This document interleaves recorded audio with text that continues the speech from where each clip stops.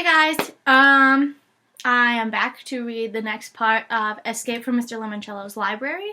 Today we are going to be starting with Chapter 5. And, so let's just dive right in. Chapter 5. Eating lunch in the cafeteria, Kyle stared at his wilted fish sticks, wishing he could pull a magic take another turn card out of thin air. I blew it, he mumbled. Yep, Akemi agreed. You basically did. Can you imagine how awesome that new library is going to be if Mr. Lemoncello and his imagination factory guys had anything to do with it? Yes, I can, and I'm kind of hoping I get to see it, too. After all, I wrote a real essay, not one sentence about balloons. Thanks. Rub it in. Akemi eased up a little. Hey, Kyle, when you're playing a game like Sorry and you get bumped back 3 spaces, do you usually quit? No. If I get bumped, I play harder because I know I need to find a way to get back those 3 spaces and pull ahead of the pack. Hey guys! Miguel Fernandez carried his tray over to join Kyle and Akemi. He was being followed by a kid with spiky hair and glasses the size of welder's goggles. You two know Andrew Peckelman, right? Hey, said Kyle and Akemi. Hello.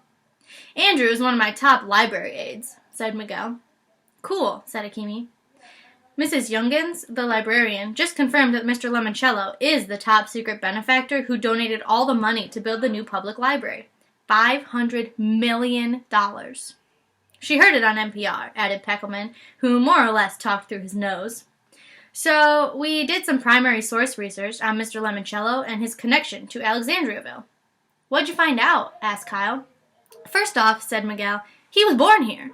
He had 9 brothers and sisters, added Andrew, and all of them crammed into a tiny apartment with only 1 bathroom over in Little Italy, said Miguel. And, said Peckelman, sounding like he wanted to one-up Miguel, he loved the old public library down on Market Street. He used to go there when he was a kid and needed a quiet place to think and doodle his ideas. And get this, said Miguel eagerly. Mrs. Tobin, the librarian back then, took an interest in little Luigi, even though he was just, a kid like us. She kept the library open late some nights and let him borrow junk from her desk or her purse, thimbles and thumbtacks and glue bottles, even red Barbie doll boots. Stuff he used for game pieces so he could map out his first ideas on a library table. And then, Andrew jumped in. Then Mrs. Tobin took Mr. Lemoncello's sketch for Family Frenzy home to her husband, who ran a print shop. They signed some papers, created a company, and within a couple years, they were all millionaires. But Miguel had the last word. Now, of course, Mr. Lemoncello is a bazillionaire. What are you 4 nerds so excited about? Said Haley Daly as she waltzed past with a gaggle of popular girls in her royal court. Haley was the princess of the 7th grade.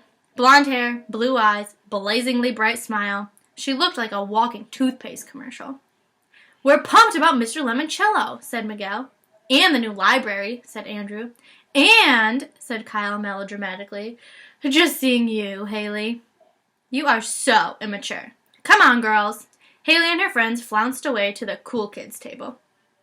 Check it out, said Akemi, gesturing towards the cafeteria's food line, where Charles Chiltington was balancing 2 trays, his own and one for Mrs. Cameron. I'm so glad you have lunchroom duty today, Mrs. Cameron, Kyle heard Chiltington say. If you don't mind, I have a few questions about how conventions within genres such as poetry, drama, or essays can affect meaning. Well, Charles, I'd be happy to discuss that with you. Thank you, Mrs. Cameron. And may I say, that sweater certainly complements your eye color. What a suck-up, mumbled Akemi. Chiltington's trying to use his Weasley charm to make sure Mrs. C sends his essay up the line to Mr. Lemoncello. Don't worry, said Kyle. Mrs. Cameron isn't the final judge. Mr. Lemoncello is. And since he's a genius, he will definitely pick the essays you guys all wrote. Undoubtedly, said Peckelman. Thanks, Kyle, said Miguel. I just wish you could win with us, said Akemi. Well, maybe I can. Like you said, this is just a move back 3 spaces card. Take a walk on the boardwalk when someone else owns it. It's a shoot in Chutes and Ladders. A detour to the molasses swamp in Candyland. Yo, Kyle, said Miguel, exactly how many board games have you played? Enough to know that you don't ever quit until somebody else actually wins. He picked up his lunch and headed for the dirty tray window. Akemi called after him. Where are you going? I have the rest of lunch and all of study hall to work on a new essay. But Mrs. Cameron won't take it. Maybe, but I've got to roll the dice one more time. Maybe I'll get lucky. I hope so, said Akimi. Me too. See you guys on the bus. Chapter 6. Working on his library essay like he'd never worked on any essay in his whole essay writing life, Kyle crafted a killer thesis sentence that compared libraries to his favorite games. Using a library can make learning about anything and everything fun, he wrote. When you're in a library researching a topic, you're on a scavenger hunt, looking for clues and prizes in books instead of your attic or backyard. He put in points and subpoints. He wrapped everything up with a tidy conclusion. He even checked his spelling twice. But Akimi had been right. I'm sorry, Kyle, said Mrs. Cameron when he handed her his new paper at the end of the day. This is very good, and I'm impressed by your extra effort. However, the deadline was this morning. Rules are rules, the same as they are in all the board games you mentioned in your essay. She basically handed Kyle a Go Back 500 Spaces card. But Kyle refused to give up. He remembered how his mother had written to Mr. Lemoncello's imagination factory when he and his brothers needed a fresh set of clue cards for the indoor-outdoor scavenger hunt. Maybe he could send his essay directly to Mr. Lemoncello via email. Maybe, if the game maker wasn't judging the essays until later that night, Kyle still had a shot. A long shot, but hey, sometimes the long ones were the only shots you got. The second he hit home, he sat down at his mother's kitchen computer. He attached his essay file to a high-priority email addressed to Mr. Lemoncello at the Imagination Factory. What are you doing, Kyle? Mom asked when she came into the room and found him typing on her computer. Some extra credit homework. Extra credit? School's out at the end of the week. So? You're not playing my Diner Dash game, are you? No, Mom, it's an essay about Mr. Lemoncello's amazing new library downtown. Oh, sounds interesting. I heard on the radio there's going to be a gala grand opening reception this Friday night at the Parker House Hotel, right across the street from the old bank building. The new library. Kyle typed in a P.S. to his email. I hope at the party on Friday you have balloons. He hit send. Who did you send your essay to? His mother asked. Your teacher? No, Mr. Lemoncello himself. It took some digging, but I found his email address on his game company's website. Really? I'm impressed. His mom rubbed his hair. You know, this morning I said to your dad, Kyle can be just as smart as Curtis and just as focused as Mike, when he puts his mind to it. Kyle smiled. Thanks, Mom. But his smile quickly disappeared when a bong alerted him to an incoming email from Mr. Lemoncello. It was an auto-response form letter. Dear Lemoncello Game Lover, this is a no-reply mailbox. Your message did not go through. Do not try to resend it, or you'll just hear another bong.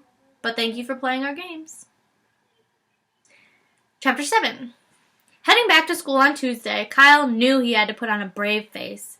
He smiled as he walked with his class towards the auditorium for a special early morning assembly, the one where Mr. Luigi L. Lemoncello himself would announce the winners of the library lock-in essay contest. I hope he picked yours, Kyle whispered to Akimi. Thanks, I do too, but the lock-in won't be as much fun without you. Well, when it's over and the library is officially open, you can take me on a tour. That's exactly what I'm going to do, if I win. If you don't, I'm sending a flaming squirrel after Mrs. Cameron. For this assembly, the 7th graders, most of whom were 12 years old, were told to sit in the front rows close to the stage. That made Kyle feel a bit better. At least he'd get a chance to see Mr. Lemoncello up close and personal. But his hero wasn't even on stage. Just the principal, the school librarian, Miss Youngins, and a red-headed woman in high-heeled shoes who Kyle didn't recognize. She sat up straight, like someone had slipped a yardstick down the back of her bright red business suit. Her glasses were bright red, too. That's Dr. Yanina Zinchenko, gushed Miguel Fernandez, who was sitting on Kyle's right. Who's she? Asked Akimi, seated on Kyle's left. Just the most famous librarian in the whole world. All right, boys and girls, said the principal at the podium. Settle down. Quiet, please. It is my great honor to introduce the head librarian for the new Alexandriaville Public Library, Dr. Yanina Zinchenko. Everybody clapped. The tall lady in the red outfit strode to the microphone. Good morning. Her voice was breathy, with just a hint of a Russian accent. 12 years ago, this town lost its one and only public library when it was torn down to make room for an elevated parking garage. Back then, many said the internet had rendered the old-fashioned library obsolete. that a new parking garage would attract shoppers to the boutiques and dress shops near the old bank building. But the library's demolition also meant that those of you who are now 12 years old have lived your entire lives without a public library. She looked down at the front rows. This is why, to kick off our summer reading program, 12 12-year-olds will be selected to be the very first to explore the wonders awaiting inside Mr. Lemoncello's extraordinary new library. You will, of course, need your parents' permission. We have slips for you to take home. You will also need a sleeping bag, a toothbrush, and, if you please, a change of clothes. She smiled mysteriously. You might consider packing 2 pairs of underwear. Okay, thought Kyle. That's bizarre. Did the librarian really think 7th graders weren't toilet trained? There will be movies, food, fun, games, and prizes. Also, each of our 12 winners will receive a $500 gift card, good towards the purchase of Lemoncello games and gizmos. Oh man, $500 worth of free games and gear? Kyle sank a little lower in his seat. The next time someone gave him an extra credit essay assignment, he would turn it in early. And now, here to announce our winners. The man behind the new library, the master game master himself, Mr. Luigi Lemoncello.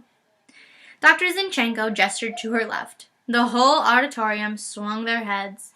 People were clapping and whistling and cheering, but nobody came on stage. The applause petered out. And then, on the opposite side of the stage, Kyle heard a very peculiar sound.